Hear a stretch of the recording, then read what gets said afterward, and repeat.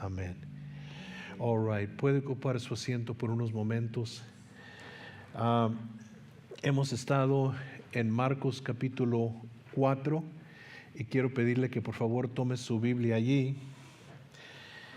Y el domingo empezamos a ver cómo Jesús empezó a hablar a las multitudes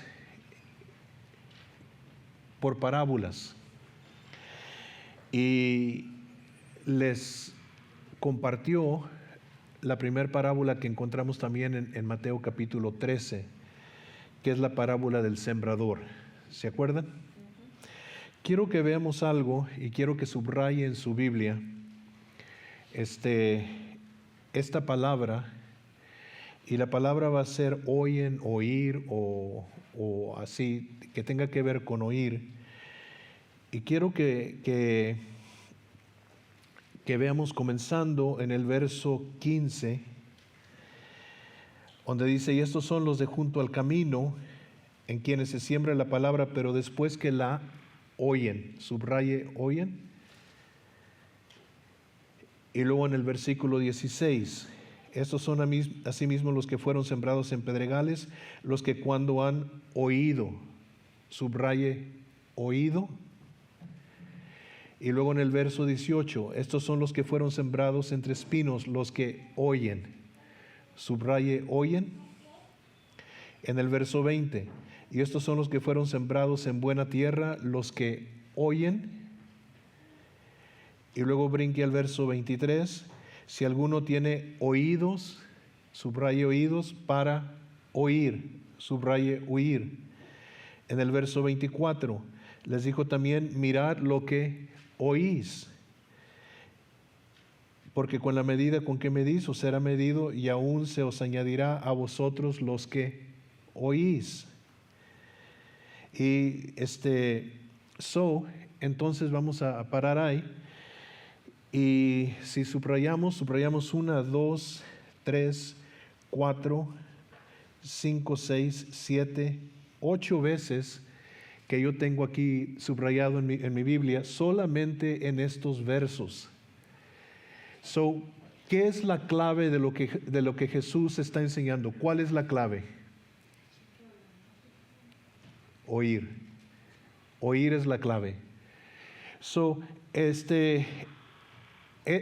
Todo esto tiene que ver, es lo más importante, en lo que Él está enseñando a las multitudes, y les está diciendo vez tras vez: tengan cuidado cómo oyen, tengan oídos para oír. Entonces la clave aquí en lo que Él está enseñando es oír. Okay? Now, vamos a comenzar entonces, porque ya hablamos de las parábolas antes, pero guarden en mente esto, que la clave es el oír. ¿Ok? Vamos entonces al verso 21. ¿Ok? Porque en el verso 21, esta parábola que Él les va a decir, o esto que Él va a compartir con ellos, hasta el verso 25, que es el verso 21, esta parte que Jesús va a compartir aquí, hasta donde yo he leído, solamente está aquí en Marcos. Hay comparaciones en los otros evangelios, pero no como Él lo expresa aquí en Marcos. Dice: también les dijo: ¿acaso se trae la luz para ponerla debajo del almud o debajo de la cama? ¿No es para ponerla en el candelero?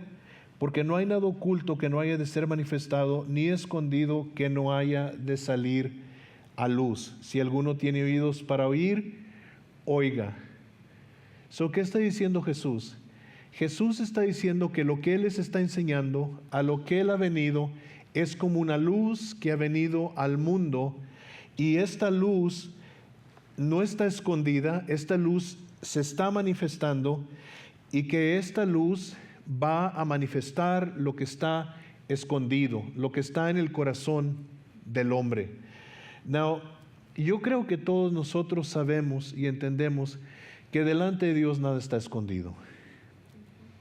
Cometemos el error nosotros de creer muchas veces que podemos esconder algo delante de Dios, pero claramente no es así. Jesús alumbra hasta el último rincón de nuestro corazón y delante de Él nada hay escondido. Okay? So, él está diciendo, yo vengo para manifestar lo que está escondido. Yo soy como una luz que no está escondida, yo estoy abiertamente predicando y enseñando, y la luz que yo estoy dando va a manifestar verdaderamente lo que hay en el corazón del hombre. Porque usted sabe que nosotros podemos tener apariencias religiosas que se ven muy piadosas. Y alguien nos pregunta, ¿cómo estás? Bendecido. Estoy en victoria. Y el otro día yo estaba hablando con un señor que yo le compré cerca, porque estamos cercando nuestra casa, y no es para que no vayan los hermanos, es nomás estamos cercando nuestra casa, son bienvenidos. Pero había hablado con él antes, le he comprado cerca antes, y siempre ha estado el hermano muy upbeat, muy alegre, Y esta vez que hablé con él, noté dos características. Una, que no tenía la misma chispa de las otras veces que le había hablado, y que no me estaba contestando las llamadas ni los emails que le estaba mandando tan rápido como antes. Y entonces cuando hablé con él, le dije, hermano, ¿cómo estás? Dice, en victoria. Le digo, ¿estás seguro? Y dice, sí. Le dije, ¿cómo estás en tu relación con el Señor? Y me dice, no, eso es número uno, eso no lo compromiso por nada. Le digo, pero te noto diferente, ¿qué tienes? Y no fue como hasta la segunda o tercera vez que yo hablé con él que al fin me dijo, y entonces nosotros podemos aparentar apariencias religiosas, pero Dios, a través de su palabra y a través de quién es Él y cómo trata con nosotros, Dios saca las cosas a la luz, y no las saca para avergonzarnos ni para humillarnos, sino para sanarnos. Y quiero que veamos algo de lo que Jesús dijo. Si va conmigo al Evangelio según San Juan capítulo 3, yo sé que ya conocen esta frase de lo que Jesús dijo en la conversación que está teniendo con Nicodemo. El verso 17, Juan 3, 17, porque no envió Dios a su Hijo al mundo para condenar al mundo, sino para que el mundo sea salvo por él. El que en él cree no es condenado, pero el que no cree ya ha sido condenado porque no ha creído en el nombre del unigénito Hijo de Dios. Y esta es la condenación, que la luz vino al mundo y los hombres amaron más las tinieblas que la luz, porque sus obras eran malas. Porque todo aquel que hace lo malo, aborrece la luz y no viene a la luz para que sus obras no sean reprendidas. Mas el que practica la verdad viene a la luz para que sea manifiesto que sus obras son hechas en Dios. Okay? So Jesús está diciendo, la luz que Dios ha encendido, la luz quien yo soy, Dios no la escondió, la puso en alto para manifestar lo oculto. So entonces, el verso 22 dice, porque no hay nada oculto que no haya de ser manifestado, ni escondido que no haya de salir a la luz.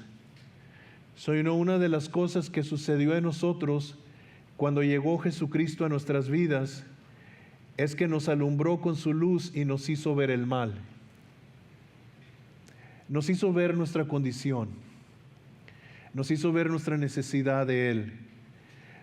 En verdad nos enseñó Dios que estábamos viviendo una mentira, que estábamos practicando algo falso, que verdaderamente no teníamos vida. Podíamos nosotros, argumentar y defendernos y todo, pero la realidad es que cuando Él llegó a nuestra vida nos hizo entender lo que vacío que verdaderamente estábamos.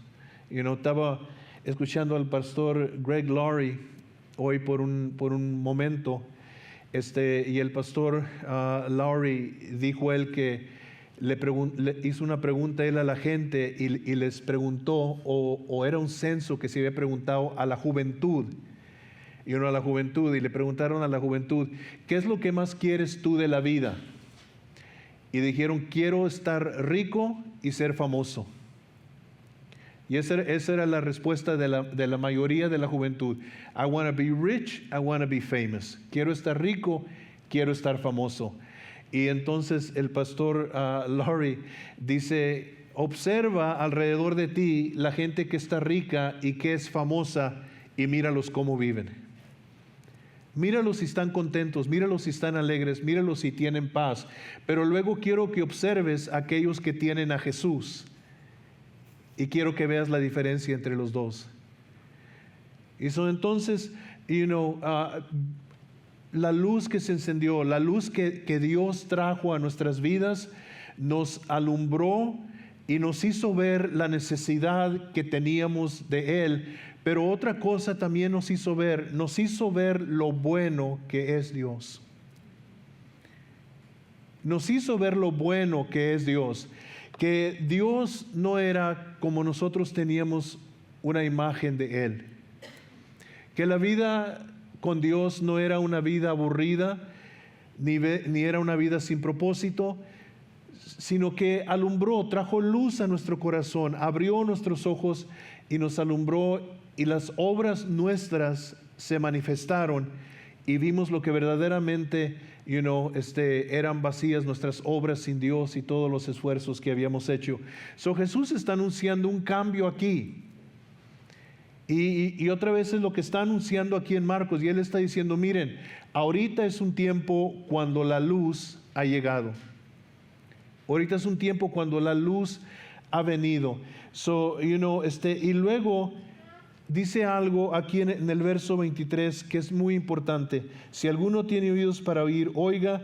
Y luego dice en el verso 24, mirad lo que oís, porque con la medida con que medís os será medida, y aún se os añadirá a vosotros los que oís, porque el que tiene se le dará, y el que no tiene, aún lo que tiene se le quitará.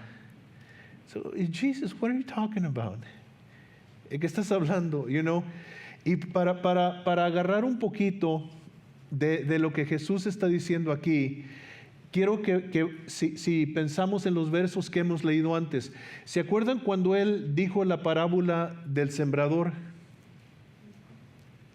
¿Qué tantos entendieron la parábola del sembrador cuando Él la enseñó aquí en Marcos?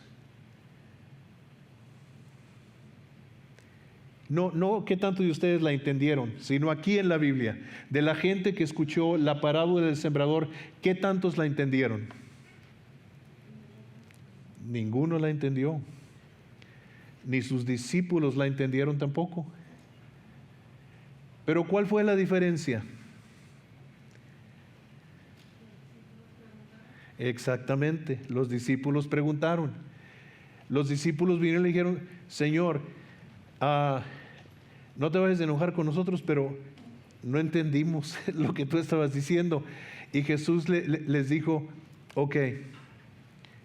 Y entonces, para darles un ejemplo de esta palabra de oír, porque es una palabra griega que se usa muchas veces aquí y se usa en la Biblia, me parece que es en el capítulo 9 del libro de los Hechos. El apóstol Pablo es encontrado por Jesucristo en el camino a Damasco. ¿Se acuerdan? ¿Recuerdan la historia? Y la Biblia dice que los hombres que iban con Pablo oyeron la voz. Y luego en el capítulo 22, me parece, del libro de los Hechos, Pablo está relatando su testimonio y en inglés, en español está explicado, pero en inglés no está explicado. En inglés dice la Biblia en el capítulo 22 que los hombres no oyeron la voz y en el capítulo 9 dice que sí oyeron la voz. ¿Cuál de los dos es correcto? Bueno, en español no lo explica porque en Hechos 22 nos dice que no entendieron la voz. La oyeron, pero no la entendieron.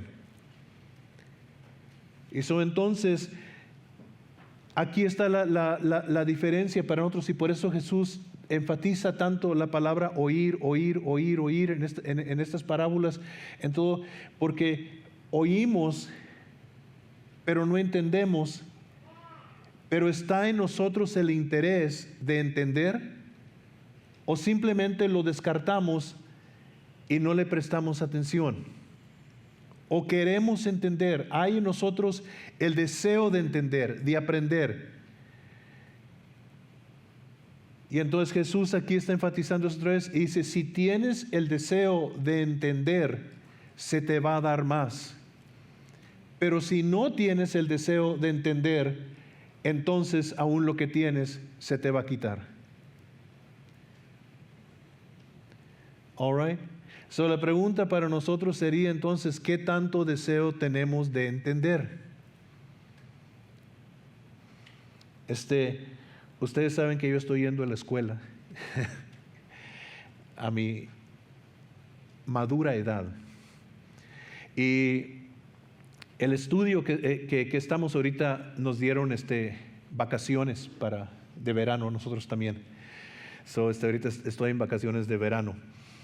Por si alguno de ustedes me quiere llevar a Six Flags o algo, ahorita yo estoy en vacaciones de verano. Pero los últimos estudios que tuvimos, estábamos tratando temas un poco controversiales. Y una de nuestras lecciones trató con el divorcio. Y leímos de Mateo, del Evangelio según San Mateo. Y Jesús está hablando acerca del divorcio. Y los fariseos vienen a Jesús y le dicen, es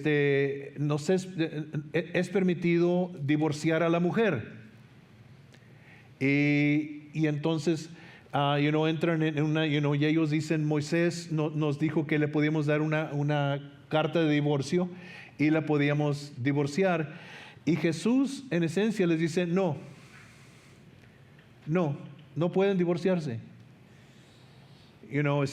La única razón por la cual Moisés les permitió, ellos dijeron, nos mandó, Jesús dijo, les permitió dar una carta de divorcio, era por la dureza del corazón de ustedes. Y luego les dice algo muy interesante, que fue donde quedamos en la clase, y dice, el hombre puede repudiar a su mujer solamente por causa de fornicación. Y entonces dice que si no es por causa de fornicación y el hombre la divorcia y el hombre se vuelve a casar, adultera.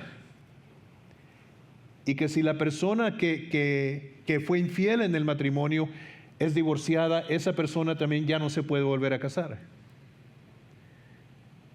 Y estábamos, y uno de los hermanos dijo, hermano, yo tengo una pregunta. Dijo, si yo soy infiel a mi esposa y luego me arrepiento, vengo arrepentido y Jesús me perdona, ¿me puedo volver a casar? Era una buena pregunta. El problema fue que como que sacó de onda un poquito y estaba yo nomás escuchando, porque no me gusta hablar mucho porque a veces hablo más de la cuenta. Y yo estaba escuchando, pero era muy buena pregunta, ¿sí me entiende? Es una pregunta legítima, es una pregunta buena. Y eso es lo que Jesús está diciendo. El que tiene interés de saber, el que oye algo que no entiende, pero quiere saber y busca la respuesta y quiere entender, y a lo mejor ustedes están preguntando y dicen, bueno, hermano, ¿y qué es la respuesta y a lo del matrimonio? No sé, ¿alguien está pensando eso? Pero no preguntaron. No preguntaron. Pero bueno, la respuesta de lo que el Señor está diciendo, y en la versión a Reina Valera, no sé, yo estaba leyendo en inglés, no he comparado versiones, pero en la New King James dice,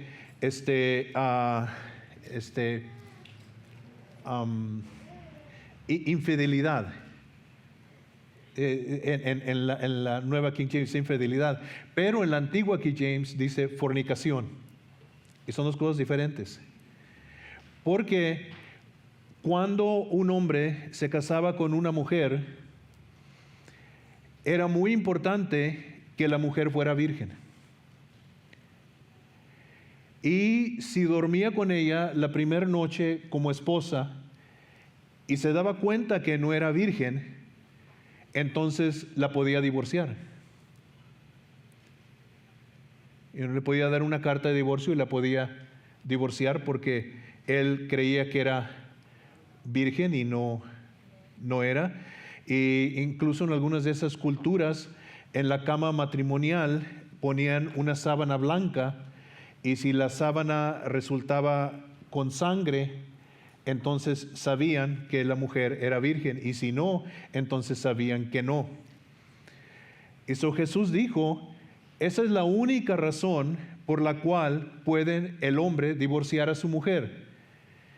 Pero la palabra griega puede indicar también adulterio, que es infidelidad. Por eso en la New King James dice infidelidad. ¿Sí me están entendiendo? Pero luego, esto es algo muy serio. Y no estamos hablando del matrimonio, pero, ¿verdad? Eso es algo muy serio dentro del matrimonio. Jesús, Dios ve el matrimonio como algo muy sagrado, y los fariseos lo habían deducido a algo, que si el hombre, si la mujer le estaba planchando la camisa y le quemaba la camisa, la divorciaba. Si le salían, salados los huevos, la divorciaba. Y estaban divorciando a la mujer por cualquier razón. Y vienen a Jesús y le dicen, hey, Moisés nos mandó que lo único que teníamos que hacer era darle una carta de divorcio. Y dijo, no, ustedes no saben. Al principio, varón y hembra, Dios los creó.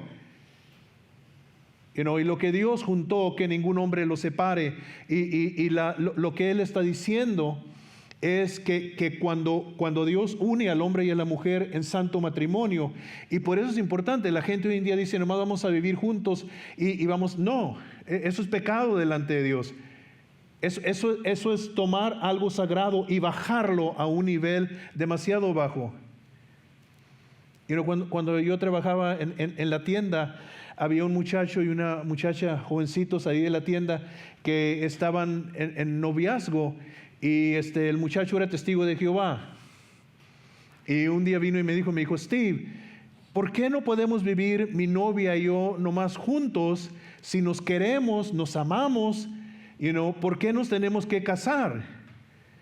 Y le dije, si verdaderamente la amas, ¿por qué no casarte? Si no te quieres casar con ella y hacer promesas delante de Dios de que vas a pasar el resto de tu vida con ella, y me dices que la amas, ¿por qué no lo haces? Demuéstralo. Y lo mismo ella contigo. Es otro punto aparte. Pero Dios mira el matrimonio como algo muy sagrado, muy sagrado. Y entonces Jesús no disminuye, Jesús eleva. Y Jesús en esencia dice en ese pasaje, si yo divorcio a mi esposa y no es por causa de infidelidad y yo me vuelvo a casar, yo adultero. Es lo que él dice. Pero si ella me es infiel y yo la divorcio, yo me puedo volver a casar porque ella me fue infiel, pero ella, por ser infiel, ya no vuelve a poderse casar. Y si alguien se casa con ella, adultera.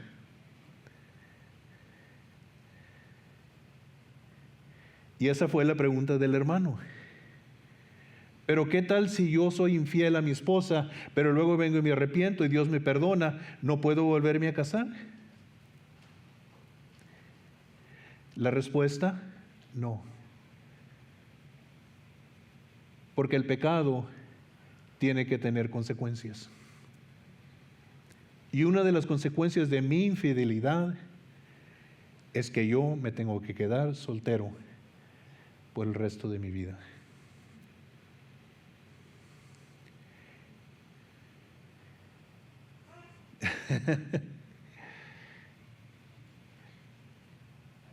La Biblia acaba de echar luz a una pregunta cultural, aún dentro de la iglesia. ¿Cómo ve Dios las cosas? ¿Cuáles son los estándares de Dios? Están sorprendidos, ¿verdad? Me están mirando como que están sorprendidos. Now, alguien dirá, pero ¿qué tal si yo, pues, antes de ser cristiano y todo? Bueno, lo único que puedo decirles, las cosas viejas pasaron, el que está en Cristo es una nueva criatura y todo es hecho nuevo. Pero ahora que es cristiano, pórtese como cristiano dentro del matrimonio. Ok, vamos a leer un poquito más y luego vamos a acabar por esta noche porque quiero hacer algo con ustedes. Decía además el verso 26, el reino de Dios, así es el reino de Dios, como cuando un hombre echa semilla en la tierra y duerme y se levanta de noche y de día, y la semilla brota y crece sin que él sepa cómo, porque de suyo lleva fruto la tierra, primero hierba, luego espigo, después grano lleno en la espiga, y cuando el fruto está maduro, enseguida se mete la hoz, porque la siega ha llegado. Esta parábola otra vez no está en ninguno de los otros evangelios, hasta donde yo recuerdo de las parábolas. ¿Y qué está diciendo el Señor acerca de esto? ¿Se acuerdan algo que el apóstol Pablo dijo a la iglesia de Corintio? Dijo, yo sembré y Apolos regó, pero el crecimiento lo dio ¿quién? Lo dio Dios. En otras palabras, el que siembra la semilla no es el que da el crecimiento. El que da el crecimiento es Dios, ¿verdad? El apóstol Pablo dice, yo le sembré la palabra, Apolos vino y la regó, la palabra, ¿con qué la regó? Con la misma palabra, la regó, pero el que dio el crecimiento fue Dios. Tú y yo no vamos a salvar a nadie. Es Dios el que hace la obra en el corazón, pero a nosotros nos toca ¿qué? Sembrar. Así es el reino de Dios, así trabaja, funciona. Tú siembra, tú tira la semilla y luego Dios se encarga del crecimiento. All right? Okay. Tú tienes una persona que tú quieres que sea salva, y tú te preocupas por esa persona. ¿Qué es tu trabajo? Sembrarle la palabra, pero tú no la puedes salvar. Dios es el que da, y entonces, dice eso. Y luego vamos a leer la última aquí, el verso 30. ¿A qué haremos semejante el reino de Dios, o con qué parábola la compararemos? Es como el grano de mostaza, que cuando se siembra en tierra es la más pequeña de todas las semillas que hay en la tierra, pero después de sembrado crece y se hace la mayor de todas las hortalizas y echa grandes ramas, de tal manera que las aves del cielo pueden morar bajo su sombra. Ok, esa ya la explicamos hace unas semanas atrás cuando hablamos en Mateo capítulo 13 de las parábolas. No vamos a explicar esa parábola otra vez. Ok. Y dice, con muchas parábolas como estas les hablaba la palabra conforme a lo que podían oír. ¿Ok? Interesante, ¿verdad? Y sin parábolas no les hablaba, aunque sus discípulos en particular les declaraba todo. ¿Ok? El reino de Dios, el rey enseñando, el maestro enseñando, y a ver quién tiene oídos para oír y a ver quién tiene hambre para entender y querer más de esto. Y cuando viniste a Cristo, querías más de Él, querías saber más de Él, querías aprender más de Él, había un hambre en ti por más de Dios. Había, y eso sucede en muchos de nosotros, pero en la iglesia donde mi esposa y yo nos congregábamos, antes de que nosotros llegáramos a la iglesia, el pastor me contó de una mujer que se había convertido. Ella venía de muy mala vida, pero había venido al Señor, y vino el Señor una noche y el siguiente día no había culto. Y la mujer llamó al pastor y le dijo: hermano, yo quiero ir a la iglesia. Le dijo: pero hermana, hoy no hay culto. Le dijo: no, hermano, pero por favor, yo quiero ir a la iglesia. Y le dijo: pero hermana, hoy no tenemos culto. No, hermano, por favor, yo quiero ir a la iglesia. Y eso dice el pastor, dice: bueno, espérese, déjeme ver qué puedo hacer. Empezó a llamar a los hermanos y les dijo: vamos a tener culto hoy en la noche, vamos a tener culto hoy en la noche. Y le habló a la hermana, le dijo: ok, hermana, en la noche vamos a tener culto. Y se reunió la iglesia esa noche, los que quisieron ir, nomás por una mujer que tenía hambre de querer más de Dios. Y no había recibido algo tan especial. Nomás es un comentario mío. Yo creo que algo está mal en la iglesia americana. Y cuando digo americana, es la iglesia en este país. Pueden ser mexicanos, chinos, lo que sea. Cuando estamos deprisa para que se termine el servicio. Cuando, si nos pasamos unos cuantos minutos, hay una queja. Cuando, para acomodarnos al schedule de la gente, hemos tenido que reducir y eliminar servicios. Y aún así, con 2 servicios a la semana, tenemos mucha gente que no tiene interés de venir. Y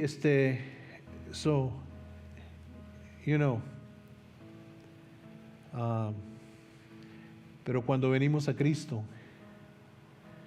no podíamos llenarnos, no podíamos saciarnos, queríamos más. La alabanza podía durar 1 hora, 1 hora y media, no nos importaba, estábamos adorando a Dios.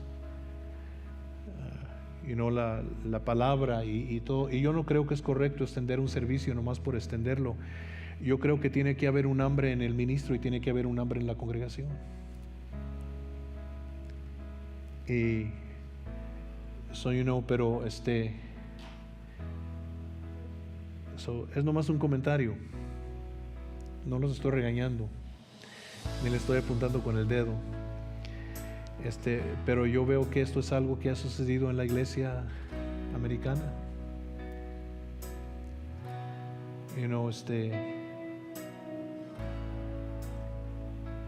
Una de las inversiones más grandes que podemos hacer en el reino de Dios es tiempo. Tiempo. Aquí acaba el Señor con las parábolas en Marcos, perdido aquí en esta ocasión. Y es interesante que luego dice el verso 25: aquel día cuando llegó la noche les dijo: pasemos al otro lado. Ok, aquí vamos a parar y vamos a pasar al otro lado. Ok, all right.